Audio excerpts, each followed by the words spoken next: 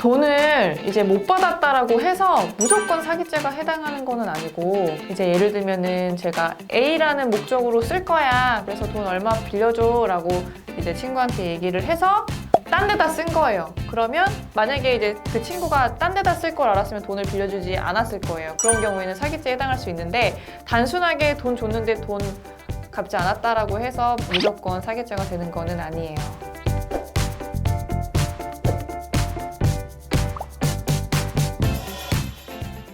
안녕하세요. 오승법률사무소 진희 언니입니다. 오늘은 의뢰인의 허락을 받고 따끈따끈한 승소 사례 하나 소개해드리려고 합니다. 나도 모르게 투자를 받았다가 사기꾼으로 몰리게 된 의뢰인의 한 사연인데요. 저희 사무실에서 한 1년 넘게 진행을 했고 무혐의 처분을 받아서 이번 영상으로 소개해드리고자 합니다. A씨라는 저희 의뢰인이 사업을 하고 있었는데 지인들로부터 B씨를 소개를 받게 됩니다. 이때 B씨는 그 자리에서 A씨가 운영하는 사업 아이템이 정말 마음에 들었고 금원을 한 몇천만 원을 먼저 투자를 하게 돼요. 이때 투자를 한 B씨는 사업 아이템을 조금 더 키워보자고 하면서 처음에 수천만 원 투자한 거에서 그치지 않고 계속해서 투자를 진행을 하게 돼요. 그리고 투자를 하면서 이제 그 B씨의 지분이 조금씩 커지자 실제 A씨가 운영했던 회사의 대주주로서 활동을 하기도 했고 사내이사로서 경영에 실제 참여하기도 했습니다. 그러다가 A씨의 사업이 조금씩 더 커지게 됐고 다른 투자자들도 이제 많이 생기게 됐어요. B씨는 본인이 투자한 그 회사에 대해서 이제 그 다른 투자자들의 여러 가지의 그 경영적인 그 조율이 필요한 상황에 처해지자 갈등이 발생을 하게 됐고, B씨는 그 갈등이 조금 심해지니까 그 투자했던 원금을 회수를 해서 그냥 사업에서 손을 접고자 하는 계획을 세우게 됩니다. 하지만 A씨와 B씨 사이에서는 투자를 진행을 할 때 마땅한 계약서를 작성한 사실이 없었고 실제 수년간 함께 그 회사를 운영을 해왔었기 때문에 갑작스럽게 B씨가 투자 원금을 모두 돌려달라고 했을 때 당황하지 않을 수가 없었어요. A씨는 당연히 B씨에게 실제 해당 금원은 몇 억 정도가 들어갔던 금원은 투자금이기 때문에 지금 현재로서 반환해 줄 게 없다라고 다퉜었는데요. B씨는 이러한 A씨를 상대로 해서 이거는 투자금이 아니라 내가 돈을 빌려준 거였고 A씨가 내가 빌려준 돈의 목적대로 사용하지 않았다라고 하면서 형사고소를 진행을 하게 됩니다.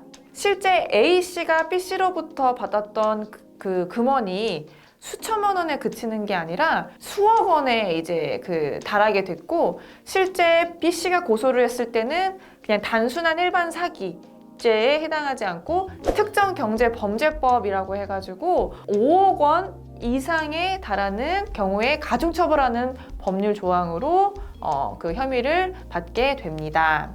일반적으로 사기죄, 형법에서 규정하고 있는 사기죄의 경우에는 10년 이하의 징역 또는 2천만 원 이하의 벌금에 처할 수 있다라고 규정을 하고 있는데요. 그 A씨의 사례와 같이 특정경제범죄법에 따라서 처벌되는 사기죄의 경우에는 경우에 따라서는 무기징역까지 처해질 수 있도록 규정하고 있는 법률입니다. 특히 A씨와 B씨 사이에서는 그 투자 금원에 대해서 계약서가 뚜렷하게 존재하지 않았기 때문에 투자금인지 대여금인지 정말 많은 공방이 오고 갔었습니다.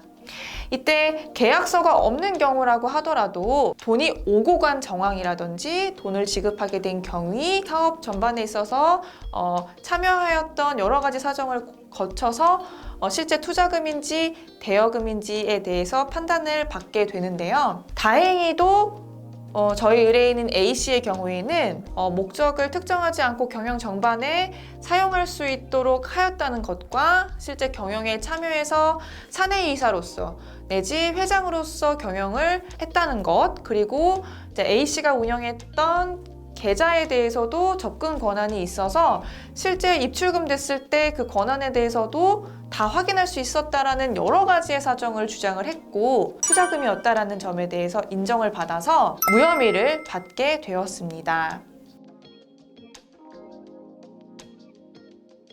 사업을 하다 보면 이제 매사에 계약서를 작성해서 꼼꼼하게 진행하는 게 원칙이겠지만 갑작스러운 일이라든지 아니면 정말 가까운 지인들 사이에서는 그런 계약서를 작성하지 않는 경우가 덜어 있는데요. 이번 사례와 마찬가지로 투자금과 대여금 사이에서 고민을 갖고 계신 분들이라면 주저 말고 가까운 전문가와 상담을 꼭 진행하시기를 추천드립니다. 혹시 간단한 문의사항의 경우에는 저희 사무실에서도 상담을 진행을 해드리고 있어서 아래의 링크를 참고하셔서 연락 주시면 좋겠습니다. 이번 영상이 유익하셨다면 구독, 좋아요, 알림 설정 꼭 부탁드립니다. 감사합니다.